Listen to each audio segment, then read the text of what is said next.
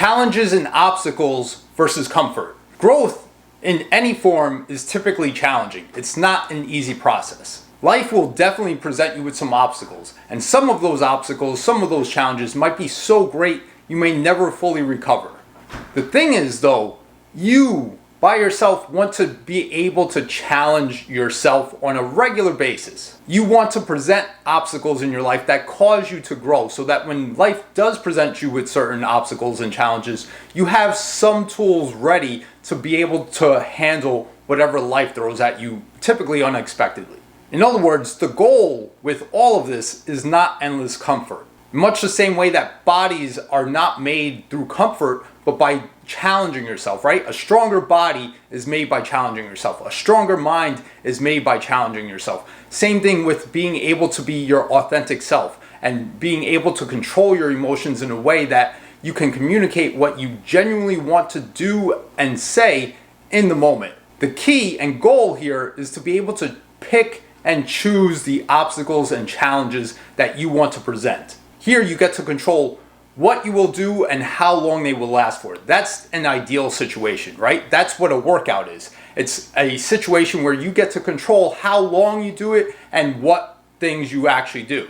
If you already have enough on your plate, then adding more obstacles and challenges might feel like it's too much to do, and I just want more comfort. And again, there's nothing wrong with comfort. It has its time and place. And if you are overwhelmed already, then adding more challenges to your plate probably isn't a good idea. This is when it is a good idea to focus more on recovery. But if you do want some simple things that you can do that can help train you so that you can learn to control your emotions and handle more on a day-to-day basis, then there's 3 quick ideas I have for you. 1, if you take showers in the morning, you can end by turning the water temperature down to as cold as you can take it for the last minute of the shower. The research on this is really good, and it both helps you to feel better afterwards and gives you more energy, and helps you to practice feeling that overwhelm in your body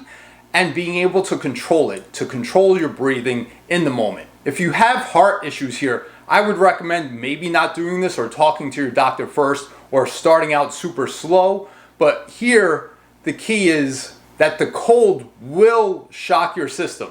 And here's the thing, that shock can help you feel good and better afterwards. Because almost all pain that we suffer physically is met with a dopamine response that allows us to feel better afterwards. But beyond the feeling of feeling good afterwards, it's a way to feel overwhelm in your body and to be able to control that overwhelm. And you're not going to do that on day 1, right? You're not going to be able to control it on day 1, and maybe you are, I don't know. I haven't been able to do that. But if you can learn to have that overwhelming emotions, that overwhelming adrenaline that shocks your system, and to be able to control yourself, then when life presents you with something that feels overwhelming, you have some practice on how to calm yourself down. 2 is to choose at least 1 day a week or 1 exercise per week where you go as hard as you possibly can. Most of your workouts should be within a general comfort range, right? Like you're doing something so that your body improves or stays consistent,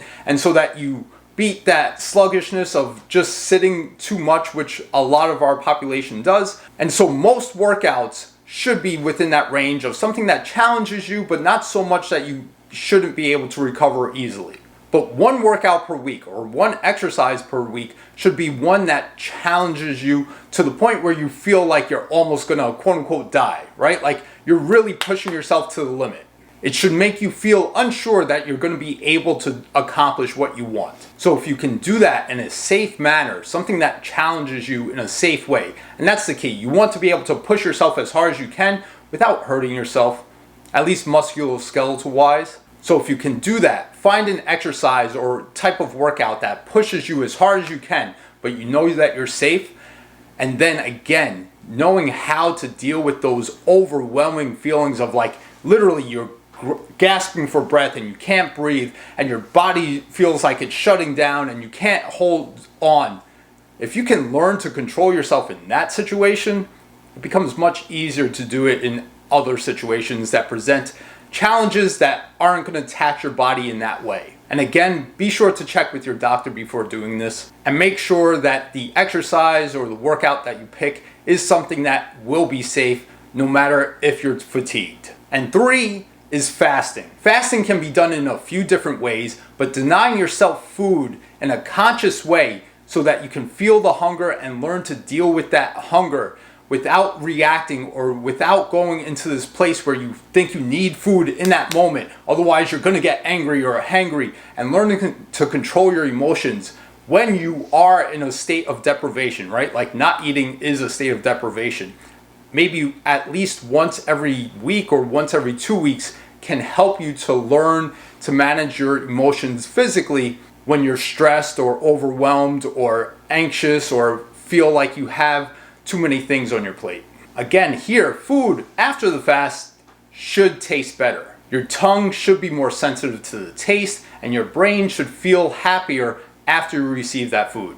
The key here is to challenge yourself to not eat for a while, and then when you do eat, to not overindulge, to eat food that is healthy, that serves your body, and to not just pig in because you have been fasting. And learning to control both your hunger and your reaction to the hunger after the fast ends is a way to train yourself in a multitude of different scenarios. And the key here with the things I've recommended is that they are all body-based.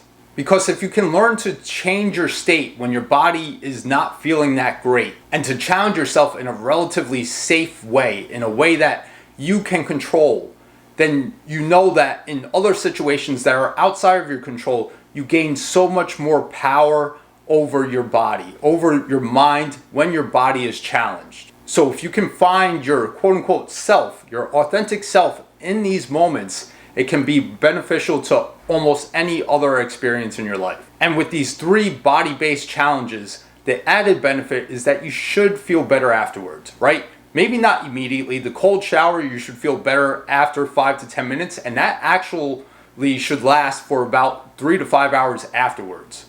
The increase in catecholamines makes you feel good for like 3 hours, more than almost any other thing tested. Workouts should make you feeling healthier afterwards. When your adrenaline comes down, maybe the next day you actually feel like you can go up steps a bit easier or do things more easy. And the fasting, again, is healthy. So it might not feel great in the moment, but that first meal afterwards should definitely be good. So if you have any questions for me, please feel free to let me know.